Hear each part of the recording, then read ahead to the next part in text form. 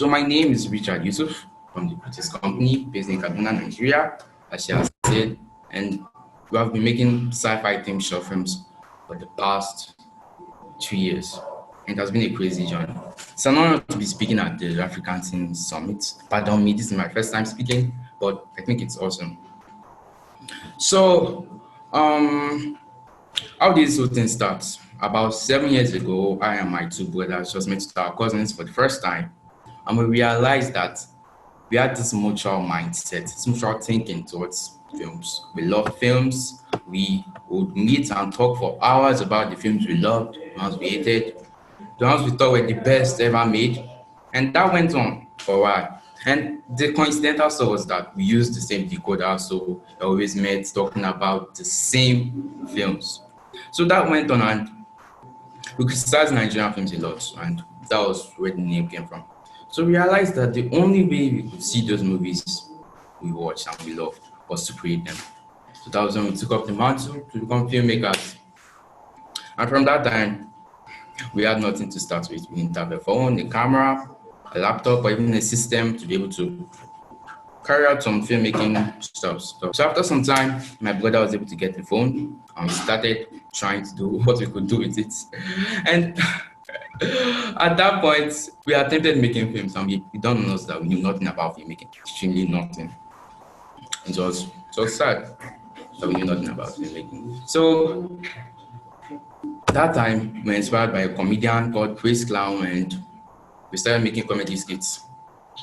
And we made comedy skits for a while, and we watched our comedy skits and we realized that they weren't too funny for someone to laugh at, and then comedy making was dropped. At that point, we were able to get a Samsung Galaxy mini phone, which was a bit better than the previous one, and we started making some VFX shots.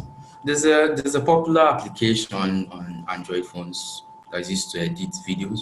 It's called Viva Video. So that was what we used firstly, and we made some little VFX shots, some silly looking VFX shots, and that went on. And we kept on doing it, and after some time, our dad was able to lend us his phone, his laptop, to help us create in a better way. So that went on, and we continued to learn how to make films, and we got more informed on the process by which people use to make those films.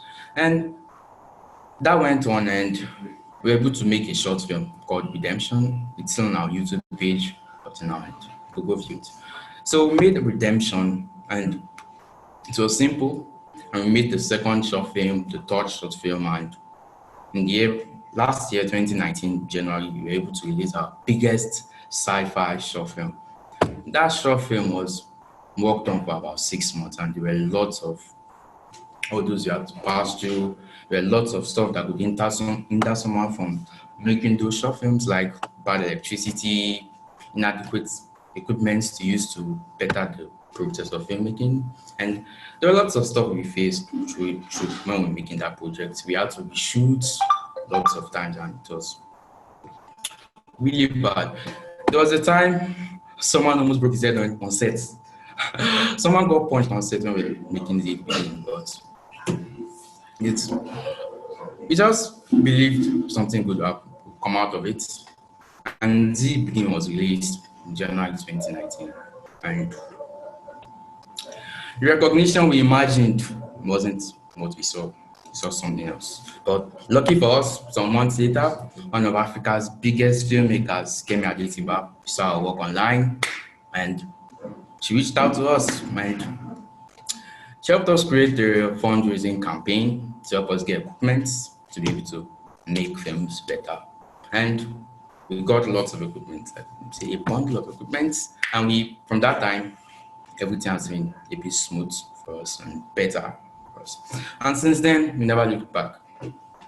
So as we continue to make these films, we realize that there are lots and lots of unexplored and untapped stories in Africa, like the one of Shango, Princess Nipe, and Queen Amina, and all. And those stories are actually stories that could be told effectively through filmmaking. Now, as cousins, even though we are cousins, we still come from different backgrounds, which are family tree. So as cousins, we came from different backgrounds. My cousin was from Nasarawa State, and I and my brothers were from Osun State. And we realized that there are lots of stuff that could be neutralized and given up to make something creative through filmmaking. And that went on, and we believed we could actually make things work through what we have learned. And the limitations attached to making all those kind of films are the reasons why filmmakers have been stood there, like the complexity of set extrusion, use of CGI to tell stories better. All those stuff weren't in place, so no one could actually attempt to make that kind of project, and it was really bad.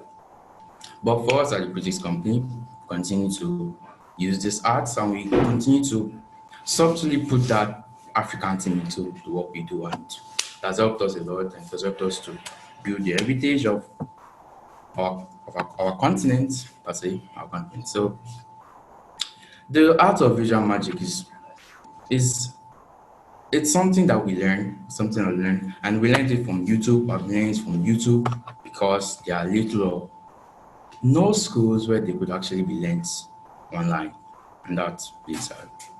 But we are the critics, we continue to learn this art and we use it to tell our stories effectively in the best way we can.